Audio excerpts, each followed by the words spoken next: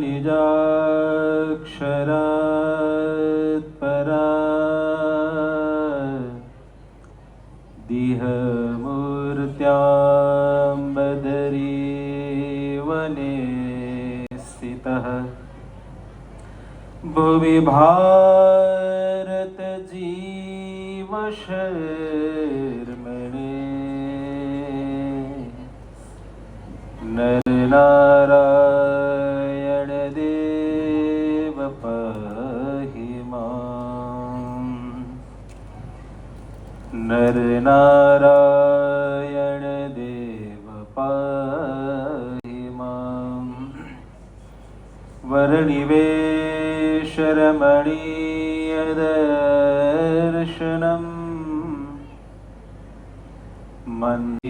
राधा कृष्ण देवाय नमो नमः।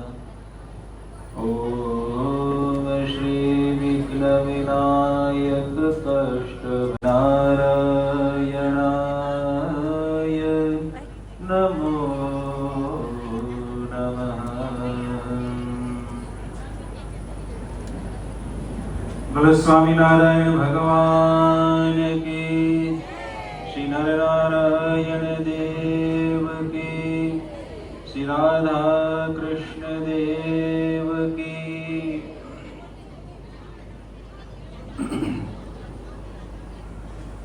सर्वावतारी पूर्ण पुरुषोत्तम महाप्रतापी श्री नरनारायण देव, राधा कृष्ण देव, घनश्याम महाराज आदि भगवद स्वरूपो, આપણા સૌના ગુરુ પૂજ્યપાદ મહંત સ્વામી, ઉપમહંત સ્વામી, પાર્ષદવર્ય જાદવજી ભગત આજની આપણી આ સભામાં આપણને દિવ્ય દર્શનનું સુખ આપતા અમારા મંડળના વડીલ સદગુરુ સ્વામી શ્રી હરિદાસજી સ્વામી, અક્ષરવલ્લભ સ્વામી, અંજાર ધામથી પધારેલા શાસ્ત્રી સ્વામી નારાયણ મુનિ સ્વામી માટે કંઈ ને કંઈ અનુષ્ઠાન કરેલું છે, તો એમના અનુસંધાને આજે સૌ સત્સંગ ભગવાન સ્વામિનારાયણે ગઢપુરમાં સભા બોલાવી છે. સભામાં સંતો અને ભક્તોની હાજરી છે. આથમણા બારના ઓરડાની ઓસરીએ ઉપર ઢોલિયો ઢળાવી પર મહારાજને સુખ્યો થકો દેહ મૂકે છે. એનું શું કારણ છે? જે સારો હોય તેનું અંત સમય સારું ન દેખાય અને જેવો તેવો હોય તેનું અંત સમય સારું દેખાય છે. એનું કારણ કહો, એ પ્રશ્ન છે. પછી શ્રીજી મહારાજ બોલ્યા છે, દેશ કાળ ક્રિયા સંગ ધ્યાન મંત્ર દીક્ષા અને શાસ્ત્ર એ 8 જેવા હોય તેવી પુરુષની મતિ થાય છે. તે જો સારા હોય તો સારી મતિ થાય છે અને ભૂંડા હોય તો ભૂંડી મતિ થાય છે. ભગવાન સ્વામિનારાયણે બહુ રૂડો ઉત્તર આપ્યો છે. આપણે બધા જ વચનામૃતનું વાંચન કરીએ છીએ એટલે મહારાજના હૃદયગત અભિપ્રાયો આપણા માનસપટ ઉપર હોય. મોટા ઘણાય લોકો છેલ્લી ઘડીએ બોલતા ચાલતા દેહ મૂકે, સભાન અવસ્થામાં દેહ મૂકતા હોય છે. ભગવાનના ભક્ત હોય, નિષ્ઠાવાનો હોય, એકાંતિક હોય, 2 કલાક સુધી ધ્યાન કરનારા હોય, પણ છેલ્લી ઘડીએ એનું મૃત્યુ છે એ કઈ સારું દેખાતું નથી. એ પાછળનું કારણ ભગવાન સ્વામિનારાયણે એનો ઉત્તર આપ્યો કે દેશ કાળ ક્રિયા સંગ ધ્યાન મંત્ર ને દીક્ષા ને શાસ્ત્ર.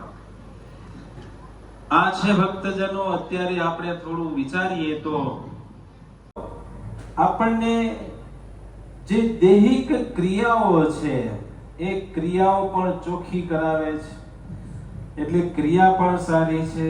સંતનો સંગ છે, સાંખ્યોગી માતાઓનો બહેનોને સંગ છે. ભગવાનનું ધ્યાન કોનું ધરવું એનું ચોખ્ખું જ્ઞાન એની ઉપાસના વિષયક વાતો આજે સંપ્રદાયની અંદર સંતોના માધ્યમથી આપણે શ્રવણ કરવા મળે છે, સમાગમના માધ્યમથી એ વાતને આપણે બહુ ઝીણવટપૂર્વક એને સમજી શકીએ છીએ. મંત્ર તો ભગવાન સ્વામિનારાયણે જે મંત્ર આપ્યો છે એ મંત્ર નાસ્ત્યેવ નાસ્ત્યેવ નાસ્ત્ય પુનઃ પુનઃ એકમેવાવ સુનિષ્પન્નમ ધ્યેયો જ્ઞેયો નારાયણો હરિ. જેનું ઓબ્ઝર્વેશન બહુ વિશાળ હોય અને એ ઋષિએ હારામાં હારા અને ઊંચામાં ઊંચા અને ઊંચ ક્વોલિટી વાળા ભોગોને ભોગવી અને અમે કંઈક કહેવાઈ જાય ને ભોગોથી સુખ લઈ લઈએ, પણ એને નિચોડ એ આપ્યો કે ભોગા ન ભોગતા વયમેવ ભોગતા. ભોગોને તો અમે ભોગવી ન શક્યા. રાજ વૈભવની અંદર સંકલ્પ કરો ન કરો આમ નજર ફેરવો ભેગા સુખો હાજર થઈ જાય. આવા સુખ પણ એ સુખો એ રાજ વૈભવ સુખોએ અમને ભોગવી લીધા, અમારી કાયાને ખલાસ કરી નાખી. એટલે ભક્તજનો આ વડતાલના વચનામૃતમાં સુખ જીવાત્માને ભજન કરે ત્યારે જ પ્રાપ્ત થાય છે. નિરવ શાંતિમાં બધા જ વ્યવહારને વિરામ આપી અને ભજન કરે ત્યારે એ સુખ ભોગતા બને છે. જુઓ, ભગવાને આપણને કેવો માણસનો દેહ આપ્યો છે, ચિંતામણીમય દેહ મનુષ્યનો. આપણા નંદ સંતો પોતાના કાવ્યમાં લખી ગયા કે ચિંતામણીમય આ માણસનો દેહ છે અને એ દેહ જો નહીં, એટલા માટે ચેતીને જે ભગવાનનું ભજન કરે છે એ ભગવાનનું ભજન કરવાનો એક સમય.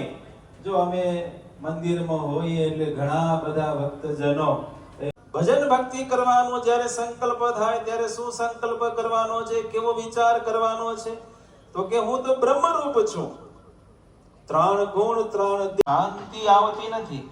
માટે ભગવાનના કીર્તન ગાવા તથા નામ રટન કરવું તથા નારાયણ ધુન્ય કરવી ઇત્યાદિ જે કરવું તે ભગવાનની મૂર્તિને સંભાળીને જ કરવું. આવો આદેશ ભગવાન સ્વામિનારાયણે આપેલો છે.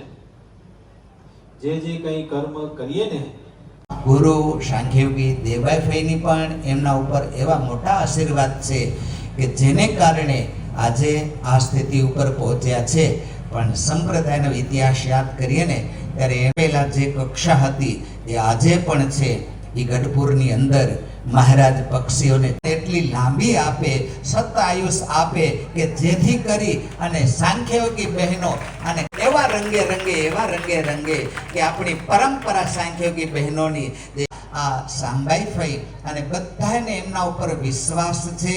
અને હકીકતથી આપણે આપણા અંતરુ આત્મા ઉપર હાથ મૂકીને કહી શકીએ કે આ સંપ્રદાયની અંદર અને એમાંય કચ્છની અંદર શું આખા સંપ્રદાયની અંદર કદાચ ગોતવા જાઓ ને તો સાંબાઈફાઈ જેવા પવિત્ર તમને ગોત્યા બહેનો નહીં મળે. આવા પવિત્ર, આવા ભજની અને આવા વચન સિદ્ધ બહેન છે. એટલે બધા જ કર્મયોગી બહેનો હોય કે સાંખ્યોગી બહેનો હોય એનું આશ્રય સ્થાન છે. અને ભગવાન સ્વામિનારાયણની એમના ઉપર અતિ કૃપા. વાલા ભક્તજનો, જુઓ આ પુરુષોત્તમ, તમે મોટો બિઝનેસ ચલાવતા હો તો વચ્ચે ક્યારેક અવરોધ આવીને ઊભા રહે, ત્યારે એ અવરોધમાંથી બહાર કેમ પડવું, નીકળી કેમ જવું, તેના માટે 74મા વચનામૃતની અંદર ભગવાન સ્વામિનારાયણ વાત કરે છે કે ભગવાનનું કર્યું સર્વે થાય છે. સૂકું પાંદડું જેમ વાયુને આધારે ફરે છે તેમ એ ભગવાનને આધીન રહીને આનંદમાં એ પરમેશ્વરનું ભજન કરવું અને કોઈ જાતનો મનમાં ઉદ્વેગ આવવા દેવો નહીં. આ ભગવાન સ્વામિનારાયણે ભક્તિ માર્ગની અંદર, ભજનની અંદર આપણને બળ પૂરું પાડ્યું છે. જ્યારે રસ્તે ચાલતા હોઈએ ત્યારે બમ્પ પણ આવે ને ખાડા પણ આવે. હોશિયાર ડ્રાઈવર ઈ કહેવાય કે એ વખતે ગાડીને જાળવીને ચલાવે, પેસેન્જરને તકલીફ થાય નહીં.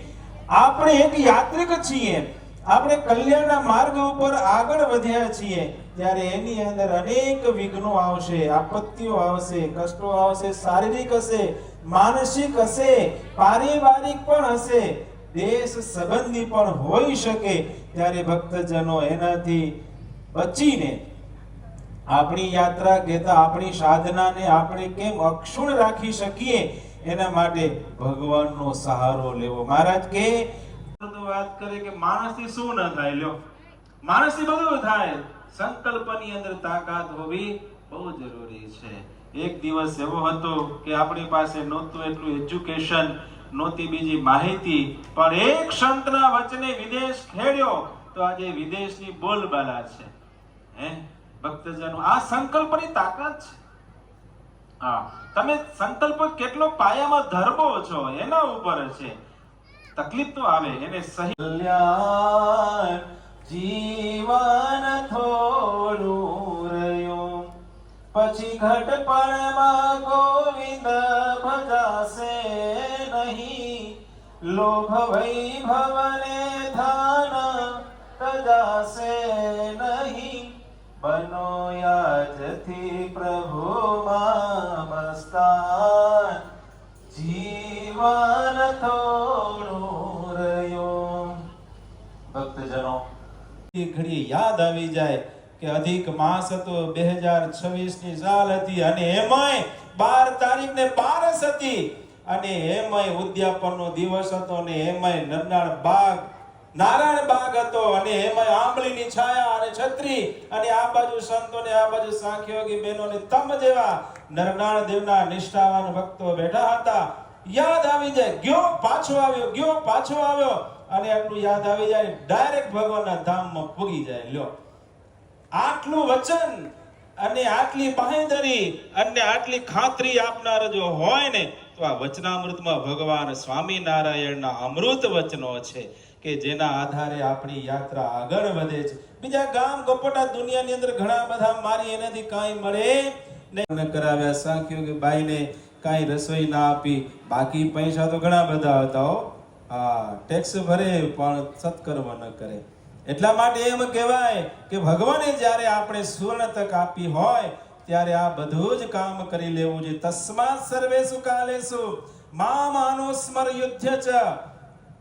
ભગવદ ગીતાની અંદર ભક્તજનો એક બહુ સરસ વાત કરી છે. આ વાત કરીને કથા પૂરી કરીશ. ભગવદ ગીતાની અંદર ભગવાન કૃષ્ણ અર્જુનને જે વાત કરી છે એ બહુ સમજવા જેવી છે. તસ્માત સર્વેષુ કાલેષુ મામ અનુસ્મર યુધ્ય ચ. ભગવાન કૃષ્ણએ અર્જુનને ખુલ્લું મેદાન આપી દીધું. તારાથી જેટલું લડાય એટલું લડ, જેટલું દોડાય એટલું દોડ, જેટલી કમાણી થાય એટલી તું કમાણી કર, તને બધી જ છૂટ છે. ક્યારે? સર્વેષુ કાલેષુ.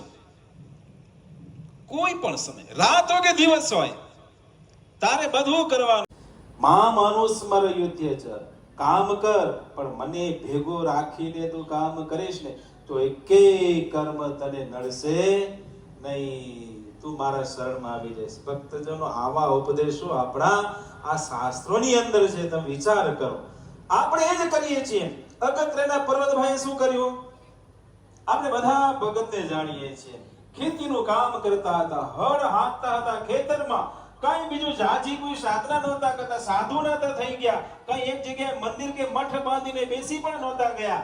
પરિવાર હતો, દાદા બાપુનો પરિવાર હતો, આ બધાના પરિવાર હતા. પણ એને શું કર્યું? આ ઉપદેશ જીવનની અંદર ચરિતાર્થ કર્યો કે ભગવાનને યાદ રાખી અને આપણે કામ કરવાનું છે.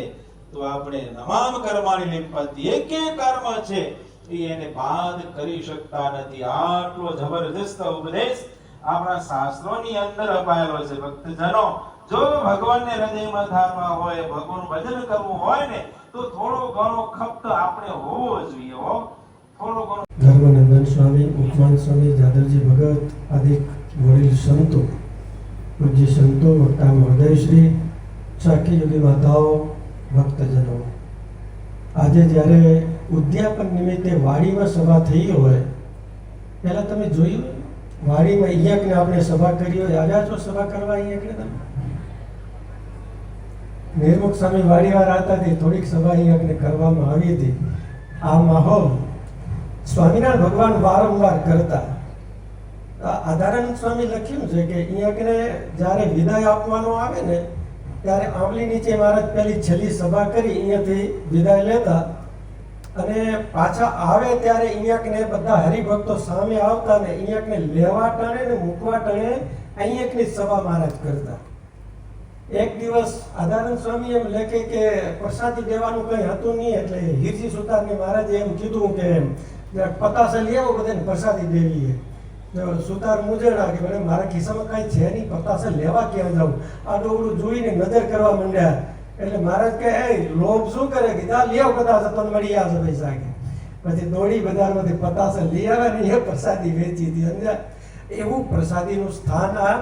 અને અહીંયા કે આપણે સભા સંચાલકે કીધું એ રીતના ગાયોની સતત ત્યાં અવર જવર, એની ચરણ રજો એમાં બેસીને કથા સાંભળવાનો મોકો, અને એમાંય વર્ષોની શ્રીજી મહારાજના વખતથી આપણી પરંપરાના સંતો જ્યાં અહીંયા કે અવર જવર કરતા આ ચરણ રજ અહીંયા કે મહારાજ સહિત આપણા વડીલ સંતો અહીંયા કે મોટો કૂવો હતો, એમાંથી સિંચીને સંતો નાતા.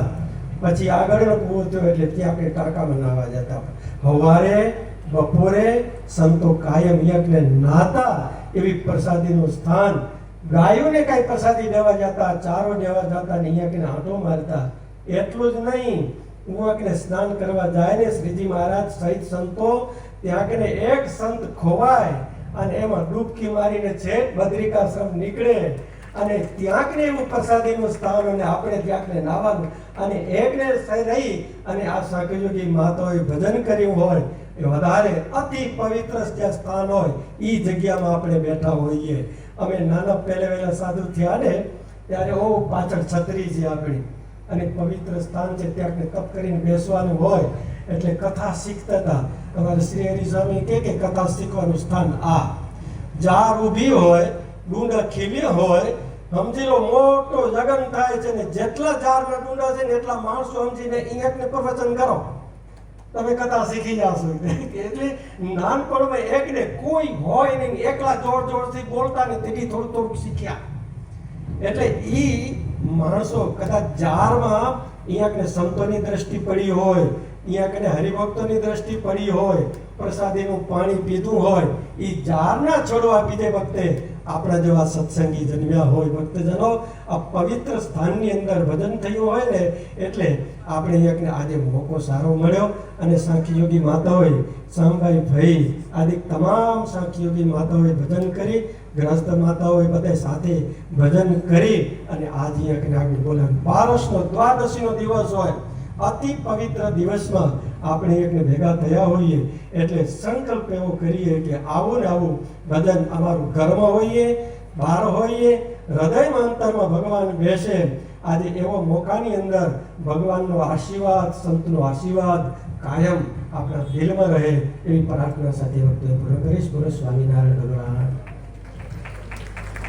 દરેકને સ્મૃતિ હશે એટલી આ દિવ્ય ભૂમિકા છે. જો અમારા પૂજ્ય શાસ્ત્રી સ્વામી વિશ્વવલ્લભ સ્વામી, આપણે અત્યારે જ્યાં જઈએ ને ત્યાં ભજન ભજન ભજન ચાલે છે. માન સ્વામીની આ ચાલે છે ને ત્યારે અમારા શાસ્ત્રી સ્વામી વિશ્વવલ્લભ સ્વામી પધાર્યા છે સંત મંડળ સહિત. આવો સ્વામીને આવત કરીશ પધારશે અને આ પ્રસંગે ટૂંકમાં અંતરના રૂડા આશીર્વાદ પૂજ્ય શાસ્ત્રી સ્વામી વિશ્વવલ્લભ સ્વામી પધારો.